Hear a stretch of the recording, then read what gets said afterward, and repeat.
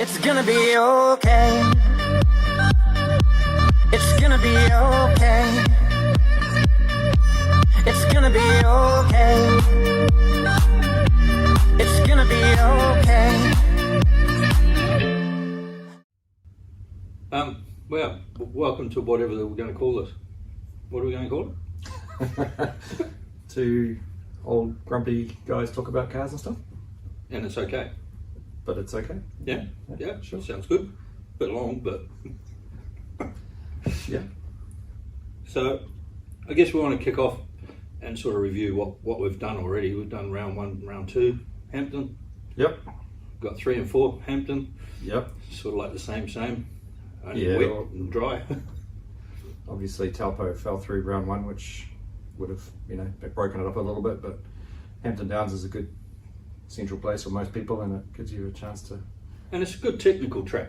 Yeah, and if you're doing it each round, you get familiar with it, and you can improve each round. So I think it's actually quite good doing it over and over. So I don't know where you were, but round 2 was completely different to round 1. that wet track just I everyone. I was watching my car being parked in the gravel of turn 1. Yeah.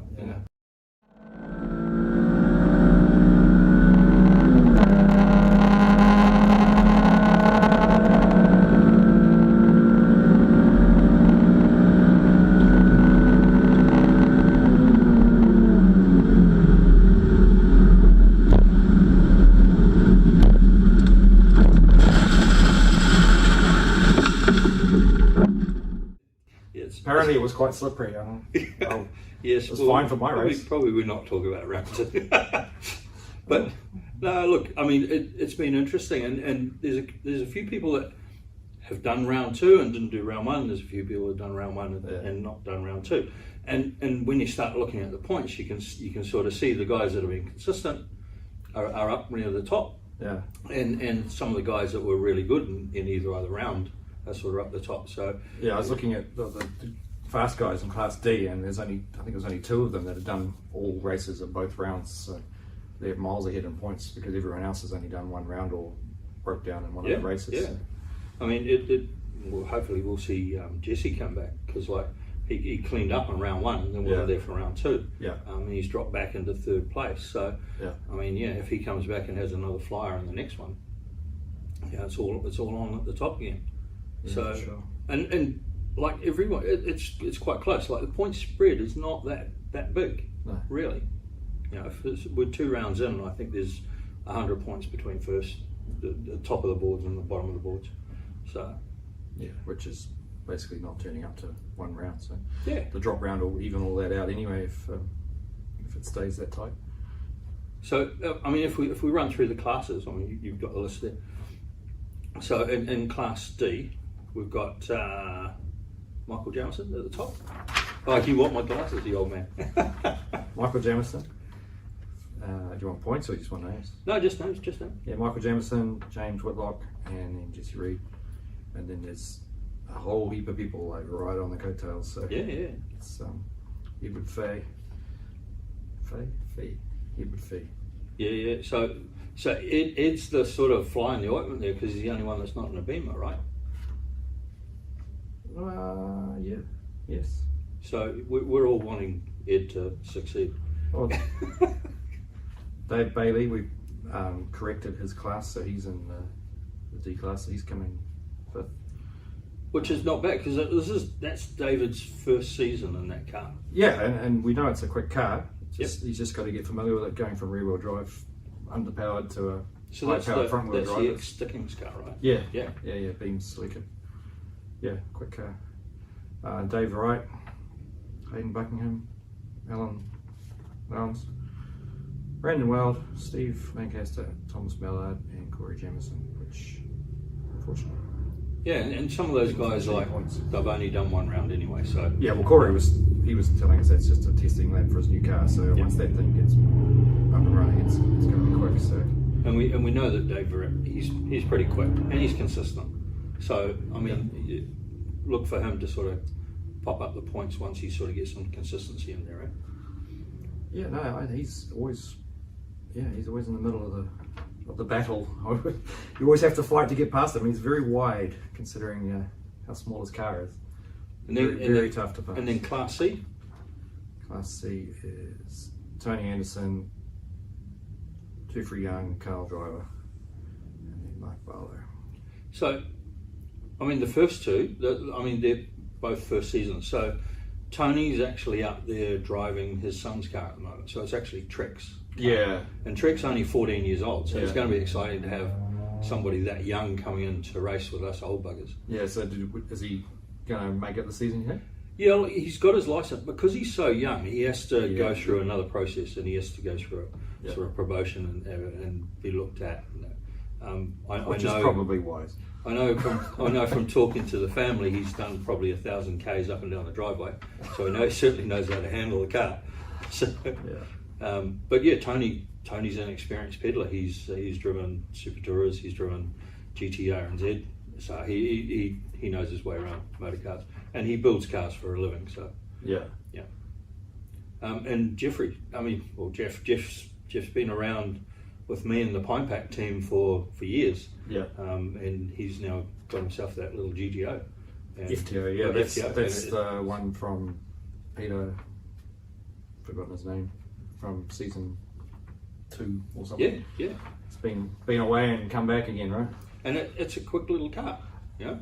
Yeah. Unfortunately, I see the back of it more often than not, but yeah. Yeah. I mean, it's we'll compared to the see some, MX-5, it's got some straight line speed, that's for sure. we'll see some clips later on of some of the battles that Yeah, it's having with the MX-5, and it's just like there's just a sea of yellow. Yeah.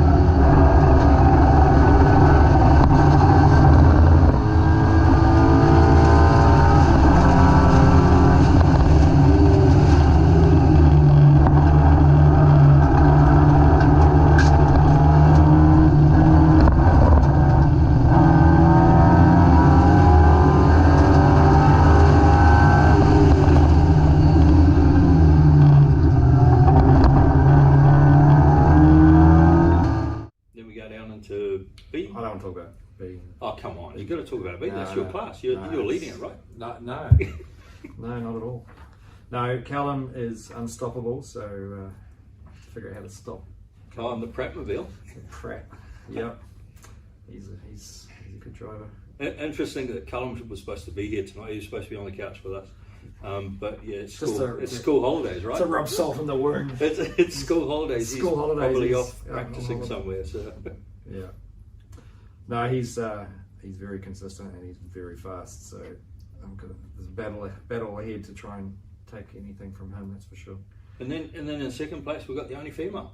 Yeah. We've got Samira in there in second place, which I could totally take her if I could stay on the track with all my I wheels. think Callum might have something to say about it, but yeah, look, I mean, yeah, look, this is her second season. She comes from a speedway background initially, yeah, and then turned to tarmac, and yeah, this is her second season. So, and she's starting to be consistent. So, yeah, big improvement from last season. What are you saying? She was good at doing donuts. I think I remember that when it was wet at Telfo, and it was really slippery. And then in third place we got third place, Carl Driver. Ben Thorpe. Oh no, he's in fourth. No, he's third. We're third, yeah. Oh yeah. You managed to do that with three wheels and being in the three grass. wheels and a visit to the sand trap. Yep. But yeah, not a good start to the season for me. And then we go down to the A's. No, we've still got Greg Larson in And, Oh, yeah. So Greg and Andrew? Andrew, Yeah. in the other Civic, so they're right on our tail. That's a quick little car. Yeah, It really is a quick little car. it definitely is. And they're getting quicker every round. They get quicker. It's like a few years ago, leaving them for dead. Now it's like, oh, okay, they're nipping on our heels. So yeah, no, they're quick. And we had Justin Bird racing in the 320. So that was a borrowed car, right? Yeah, borrowed car, and it was his first outing. So Yeah. he's a rookie driver. So he proved himself. He got faster and faster as the day went on. So Yeah. he was looking at entering a MX-5, but he couldn't get in because the guy who owned the MX-5 got COVID, so he couldn't get to the car. So lucky he found a car in time to race. Yeah, and I think the good thing about the OK Cup is that doesn't matter what car you've got, there's always sort of a place for you to be battling people. You don't have to have a full spec tuned up BMW cheetah car. You can have a 320 instead. The Panzer division. Yeah, whatever. So there's always someone there to battle. And then the not actually that slow class, the A class, James McComb and his not slow MX-5. That MX-5 is quick. It is bloody quick. The car or the driver, one of the two. Oh, look, is I quick think or it's both. a combination of both. I mean, James comes out of a karting background. He's raced for years. Yeah, no, Right? he's definitely got And some he skills. certainly, as soon as he puts that helmet on, he transforms into something completely different. Yeah, no, I was just saying the last race in the dry round, I was driving the Civic and started behind them, and I was like, I just have to catch the MX-5. It's in a slower class. I can take that easy. Never caught him. No. Couldn't get up to him. It was just too consistent. Look, full credit to him. It's taken him probably 3 seasons to build that car. Yeah. Right, and he's just chipped away and chipped away and chipped away. And yeah, I was talking to him after round 1, and he said, you know, he got onto a real gem. That motor was probably only 1,000 k's from being rebuilt when it was written off. And he bought it as a write-off. Yeah, So, yeah. you know, he's virtually got a brand new motor in it, and it's obviously showing some dividends. Yeah, no, it's not slow. So yeah, he's winning the A class. Hugh Paris in his Citroën. Le Cook. Yeah. I mean, Hugh's good. He's a great competitor. He's always somewhere near the front, right? Unless we try and give him a drive-through, but Maybe that's why he's at the front. yeah. And Michael Forrest. Yeah, well, don't talk about him. He's pretty quick. Well, I hear his car's got less power than your car, but he's got more. He keeps points. saying that to me, but Yeah, I think that's what I hear. It's probably because I'm carrying more weight than he is. So Oh, in the car, you mean? no, and me. Oh, too many pies. Too many pies. Yeah. Yeah. Too many V's. So yeah, he's third. So he's only a few points off the lead. Yeah, it's like 5 points in the whole class. So. Yeah, and that's the beauty of racing in classes like we do, is that you only need to have one bad race, and all of a sudden you're overtaken. Yeah. Right, and it's those consistent guys that are in the points all the time. I'll just run through the rest of it just since we did everyone else. So Craig Stevens in the Levin, I think that's the old John Jelly car with a slower motor in it. Yeah, so Craig has improved heaps. Like, I mean, last season was his first season, and he was, you know, closer to the back of the group.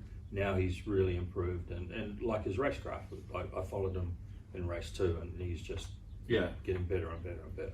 Yeah, and I think that's the kind of good thing about our class is that it's newbie friendly. Yeah, we're not, we're not door bashing. We're not judging people for their bad driving. We're helping them get better. And that's the importance of our class or our series, is that we're supporting new people coming through. Yeah. You know, from 14-year-olds to 60-year-olds. And plus. Oh yeah. Yeah. So Craig Stevens, Ken Tyler, what's he got? MR2. So Ken's got that. Oh yeah, that MR2, the yeah. little blue and orange MR2. So I don't think that's an A class car, though, is it? Is Is there an exception for that one? Look, he's learning craft, right? Okay. I'm sure as his skill level goes up, so he'll progress up. Yeah. Well, all right. we'll brush over that, gloss over it. Gloss over The that. technical lead did not notice that one. That's fine. So Kintola, John Forrest. Yeah, well, He sounds like a troublemaker. John Forrest. I think I know that name.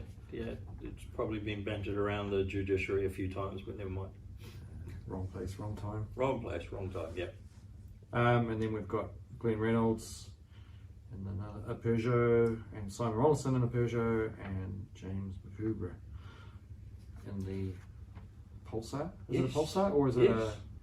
Another newbie from last season who's come back and is learning and improving. You know, like his driving standards now much better than last season. Yeah, and he's got a harder job than most because his car just isn't as fast as some of the other cars. So he has to learn how to position it on the track when he sees traffic or whatever.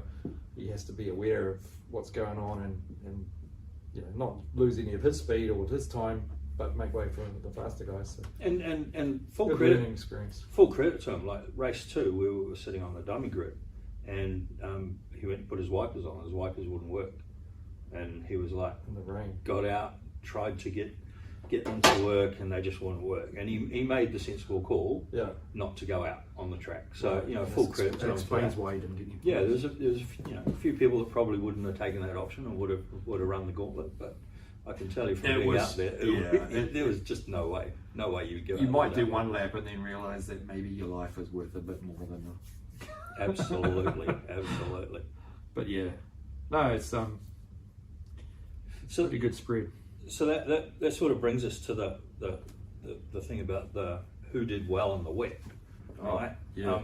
The clear winner of that was Cullen, right? Yeah. And it came down to tyre choice.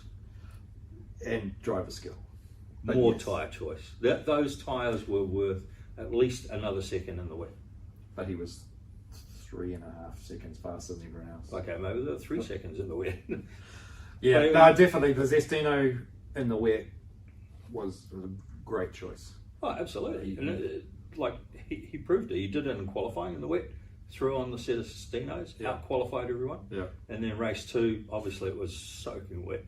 And then he did the same. And he just cleared out. He just beat everyone. Honestly, I was in the stadium on turn 1 watching that race, and he was just consistent. Never put a foot wrong. He just did his laps, and he was miles ahead. He was lapping people by the end of it. It was impressive. Yeah, I know our Sestino sponsor. He'll be rubbing his hands together, going, "Yeah, come on, Well, yeah, bring on the rain." I said to Ben, we've got a pair of brand new Zestinos. I'm like, those are our wet tyres. Putting those on. If it's raining, putting Zestinos on. Try and keep them fresh. I think in the wet you need tread. But he did well. And like the importance of our series about being grassroots. I mean, I know being involved with Tier 1 over the years, right? Those conditions in race 2 of round 2 were just some of the worst I've seen as a competitor and as a crew. Like, I know really seasoned drivers that would have struggled in those conditions. Oh yeah. I mean, some people love the wet because it gives them it's the leveling thing. Fast cars and the grippy tyres, so everyone's sort of all on the same. So if they're a good driver, they can leverage the benefit from the skill in the wet. I haven't driven enough in the wet to be any good at it, so I'm kind of glad I got the dry race out of our little partnership. Ben looked quite comfortable sitting on the side of the track. I've been there. It's no fun. No. But it doesn't take much to aquaplane when you're doing 180 k's an hour. we were talking about you did that at exit stage left at Madfield, wasn't it? Let's not have to make this all about us. It's fine. No. It's sometimes you hit the brakes, you got no ABS, and I'm like, anyway, and you just, am I slowing down? No, I know. Oh, I'm in the gravel. Okay, cool. Thought I braked at the same point I normally do, but oh well. Look, it's millimetres when it's in the wet, right? Yeah, that's right. You don't want to brake too early and then waste all that precious time, but sometimes it's probably better to be safe than sorry. Yeah. Safety gear. Oh, yes. Safety gear. Yes, so I had a few people question why we check things and why we so anal about particular things, and you know, this is fine, blah blah blah. Saw the car catch on fire at the NASCAR. Yep. So I think, I don't know if you want to talk about it or. So I believe that there was a couple of things that happened with that. One is it took the marshals quite a while to actually extinguish the flames, and that was because they couldn't find the cut-off switch. Yeah, and the fuel pump was running the whole time, so I don't know if there was a problem with the ignition or whatever, but after it caught on fire, it was just pumping fuel into the engine bay, and they were putting the fire out, but it was just kept on going. So yeah, so I think that highlights the importance of the engine cut-off switch and why it's required for race vehicles. We're in a sort of a funny position because we're running production cars that technically are road legal, therefore don't have the same motorsport requirements. So we get away with having just a factory ignition key if it's a road registered car. That's the definition that Motorsport New Zealand use for a dedicated race vehicle, is one that's not road registered or used on the road. Yep. So if you want to call your car a road registered, a non-dedicated race vehicle, so therefore you don't have to have a kill switch or whatever on the bonnet, you have to have a valid warrant and a valid registration of the, you know, it's not just reg on hold and it could have a warrant. It's got to have an active warrant. Yeah. But yeah, the guy who was in the car that was on fire said all his safety gear was up to spec, except he had a stitching in his glove. Yeah, just his a small stitch in there. Yeah, stitch come apart, and he was basically unharmed with, you know, minor injuries, except for where the stitching was, where he had a massive blistered burn on his hand. So yeah, even, you know, stitching coming undone, these kind of things highlight why you should be really thorough with your safety equipment. Check your helmet, check your buckles, check your straps, check all that kind of stuff. Make sure there's no frays. You see, and as a scrutineer, that's, you know, that's part of your brief, is to look at Yeah. all your racing gear, not just the car, but Yeah. look at your racing kit as well, right? Yeah, so for each round, scrutineer is given a schedule for that round, which is a check sheet for the things that we're checking this round. Doesn't mean that's all we have to check. It just means we have to check at least these things. So if we're under your car looking at the buckle anchor points or whatever, and we notice, you know, something that's not on the check sheet, we still obliged to, you know, respond to things like that. Your car, if you're entering an event, has to be up to the Motorsport New Zealand schedule for that race series. So go check the Motorsport manual, basically, and make sure your car complies. And they're constantly sending out addendums and changes to the thing to improve wording or make things more safe. But yeah, it's hard to say, look, you need to buy new gloves. Oh, it's $100 I don't have. It's like, yeah, but do you like your hands? It might be nice to have skin on them if they were in a fire. So yeah, I just bought some new gloves because my stitching was coming undone, and then I saw that article. I'm like, oh. Yeah, I know. Talking to Warren Crowther, he was exactly the same, and James. Yeah. He said the same thing. Sort of. I'm going to look twice now about. Yeah. I mean, we've got a class sponsor, 24 Red, that can give us great deals on stuff. So why wouldn't we just, you know, contact them and say, look, I need new gloves or whatever. Well, funny you say that. Mike, I was talking to Mike, my son, the other week, and he was saying one of the kids. There's a guy coming third in your class, yeah, right? Yeah, sure. Yeah. Anyway, he lost one of his gloves, and he was like, "Shit, what do I do?" And he contacted Chris at 24 Red, and he had a pair inside of a day. So you know, really good service, great sponsor to have on board. Yeah, awesome. Yeah, so what was the gist of that? I mean, the fire highlighted the safety gear to us. Yeah. Right. It highlighted a couple of things. One, that we're pretty stringent on making sure that our cars are safe and that our people are safe. Yeah. And two, that, you know, it brings on to the second part about the marshals, right? Having a good selection of marshals at the track helping us out. And we're pretty lucky that the Motorsport Club supply all the marshals for us. And they go through rigorous training for fire and rescue. And they do an awesome job. And part of our series is that we're wanting people to go and help the Motorsport Club during the course of our season Yeah. on our off meetings, and for that they get some extra points. Yeah. So how many points are up for grabs? 50, is it? 50 points. That's You- that's winning a race right there. You add 50 points into that, and suddenly some people start changing some places, right? Yeah. Well, the idea would be everyone does it, and everyone gets 50 points. Yeah, well, yeah. So the people to contact there is Deb Day at the Motorsport Club, and she'll give you a calendar, and you'll be able to enter yourself onto that. I think you can do it through the Motorsport app. Yeah, so on the Motorsport entry page that we have to use now for registering for events, you can enter an event as a volunteer.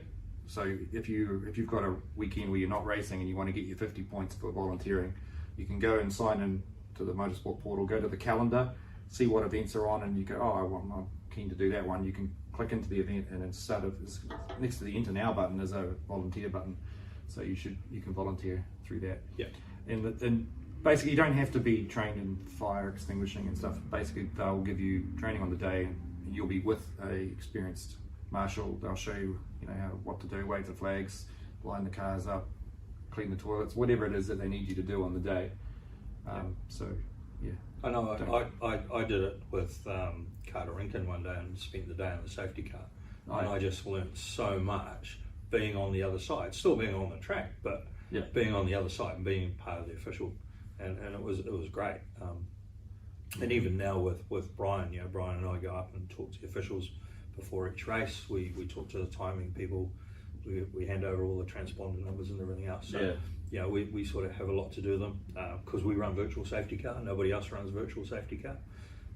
All the officials actually want Motorsport New Zealand to run virtual safety car because it makes it so much quicker for. Yeah, it'll happen. I think they're just trying to finalise a system to make it accessible to everyone. So it's got to be something that they can police. I think we've got our own system for checking virtual safety car. Yeah. Luckily, we've only had one person that's sort of been pinged this year for that. No naming and shaming, but yeah. No, we'll be using the radar gun. And so we've got a radar gun coming. We're just waiting for it to come into the country. So we've got a sponsor that's sponsoring that. They're not cheap.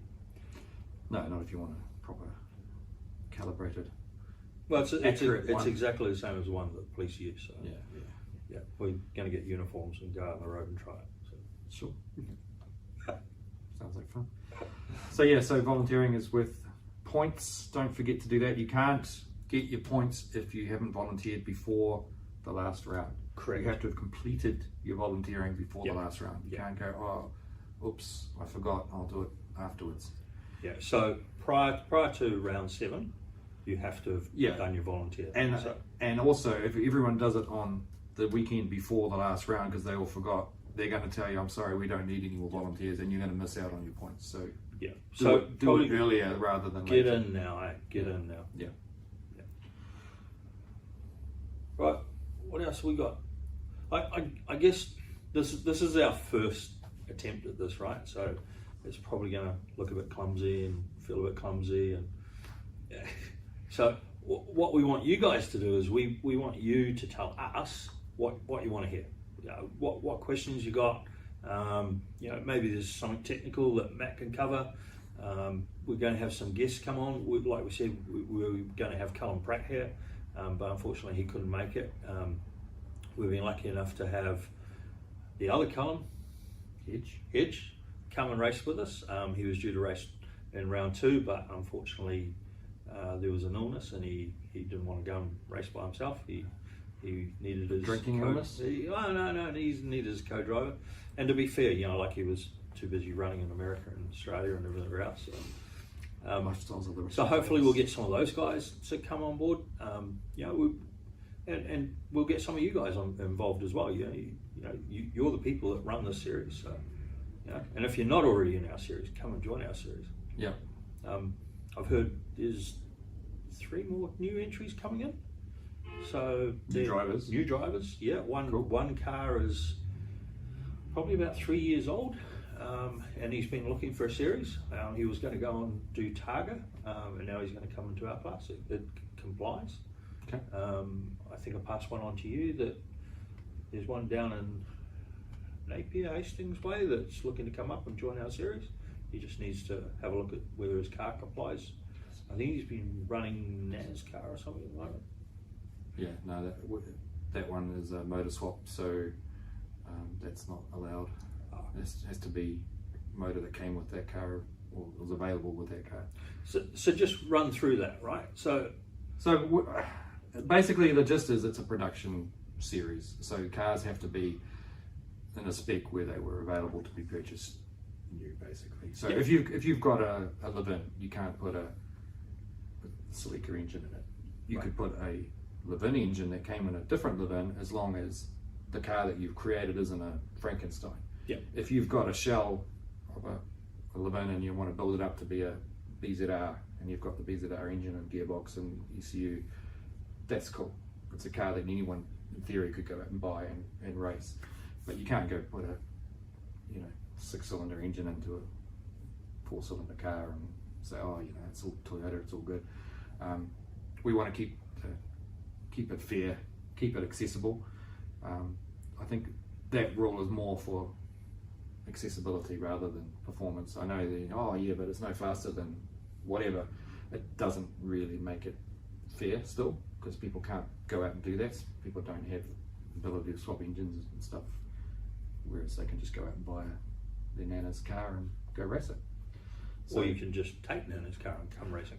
Yeah, so ideally you'd want to have a roll cage in it for safety. We've seen what can happen in a big accident, so we strongly recommend roll cages, and I think pretty much it's in the rules, so we require roll cages.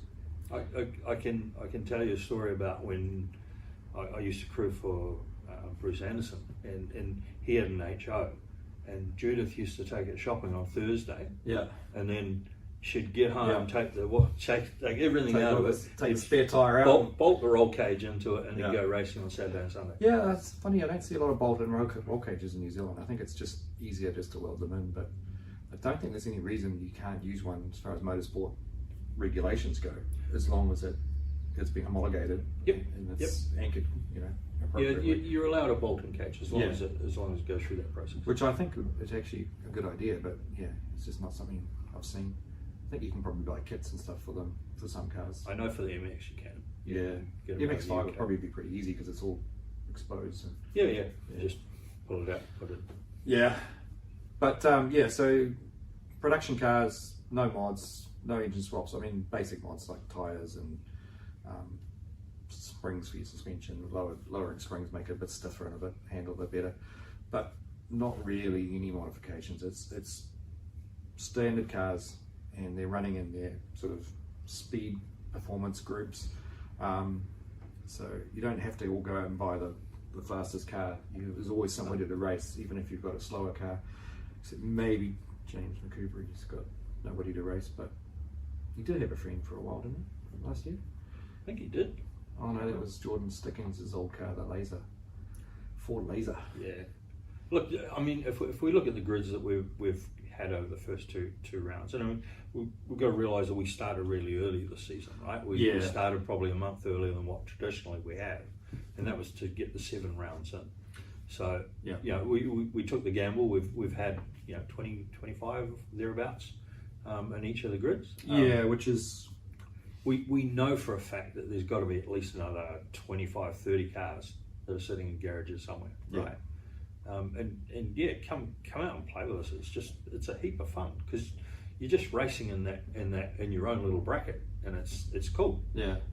And the spread's not that big now. I mean, we've got 119s compared to not many 119s. I wouldn't have thought. I think Jesse probably did one, but that's about all.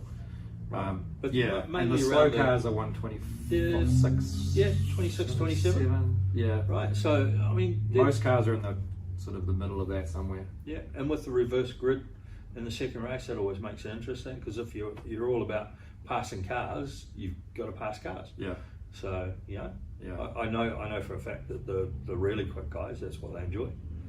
Just going. Yeah. Well, that's. I mean, as you say, with Callum Hedge and stuff, it's like they want to start at the back so they can pass as many cars as they can. So correct. Everyone loves passing someone, even if it's slow cars. Yeah, pass that guy.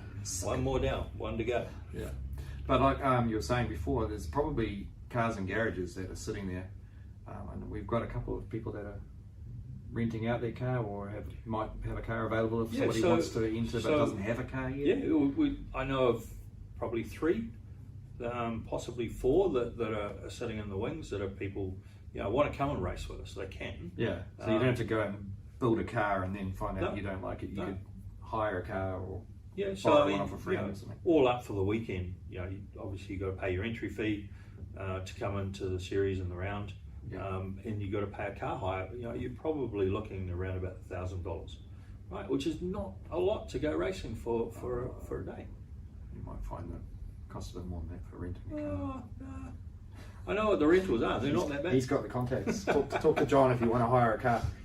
But yeah, no, you don't have to go balls out and just splash the cash. But you can if you want to. Yeah, look, our class is not really about money. No. If you want to go and spend lots of money and go fast, there's plenty of classes to do that. But you'll find that if you've been racing in a class where you're not allowed to spend money, it makes you a better driver, so that when you do go into a better class, you already know the skills that are required to actually make use of that spend.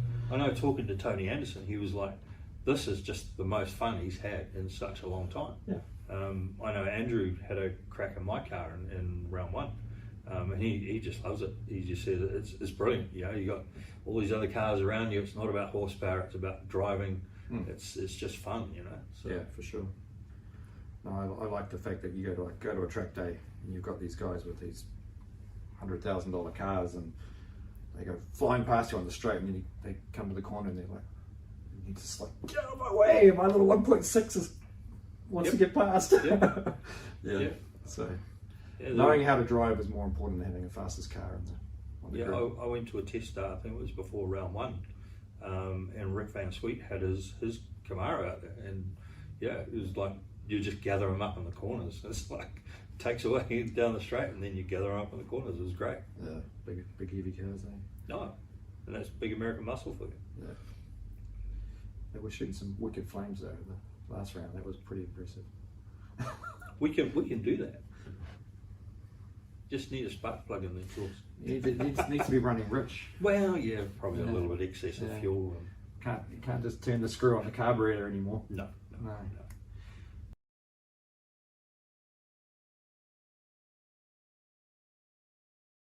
I race with Ben. We share a car. We share the costs.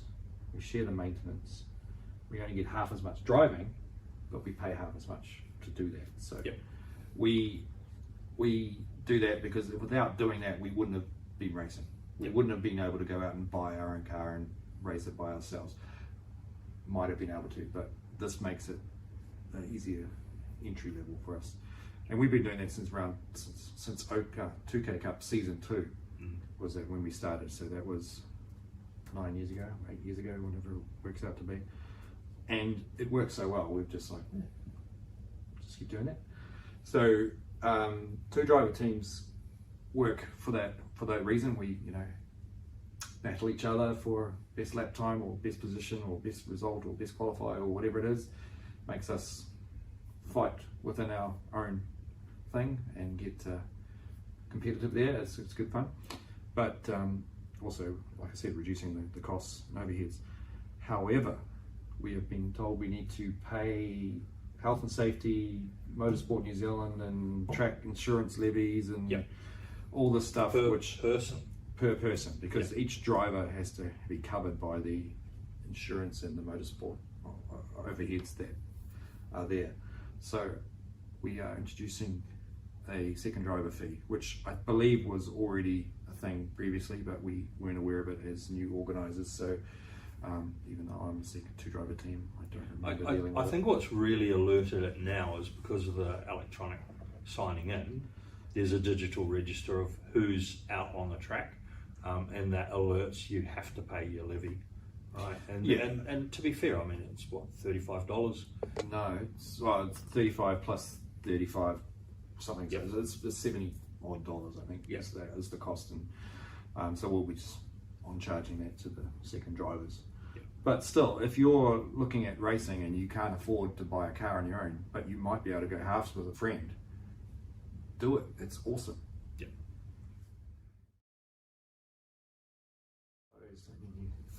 Speaking of clothes, Oh, the merch. merch. The merch. Buy merch. okcup.nz. So what do we got in the merch? We got shirts.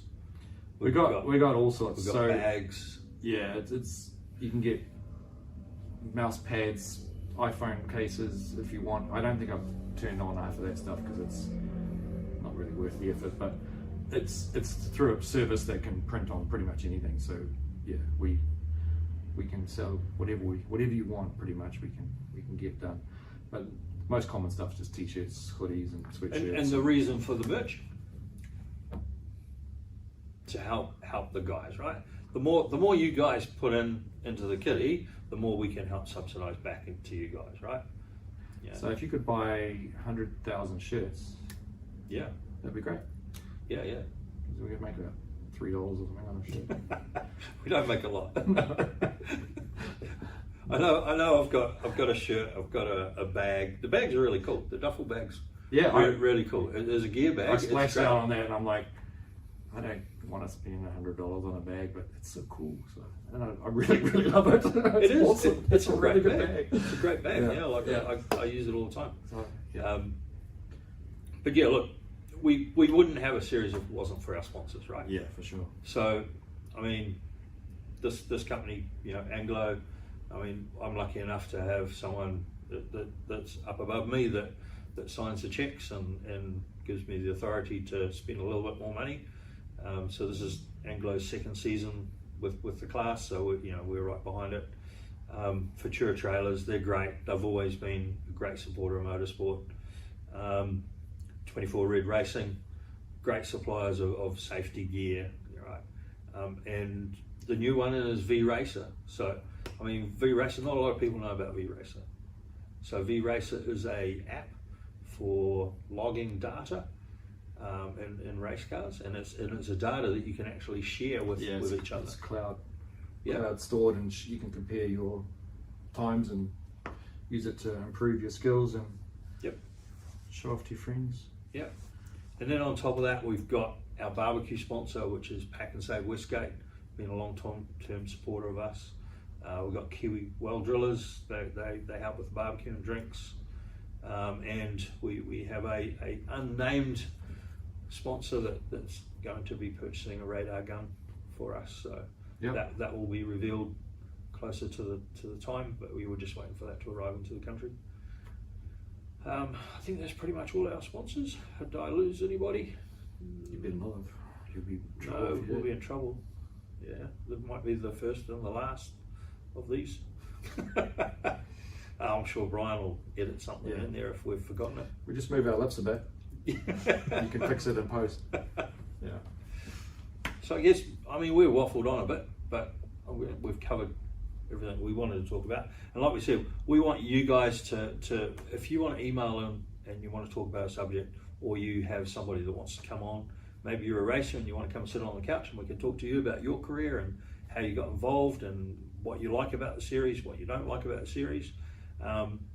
info@okcup.nz. Get hold of us there. You can come be part of this. You can email in your questions. We can answer those. Because this is about you guys. We want to talk about you, not us. We want to talk about you, how your race career is. Talk about the series, what it's doing for you.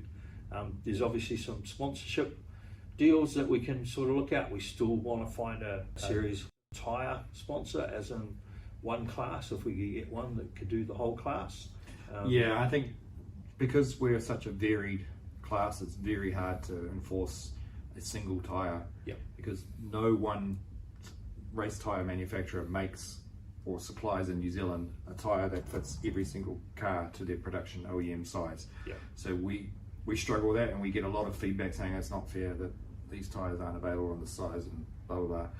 It's just the way it is. Unfortunately, we can't make tyres appear from thin air.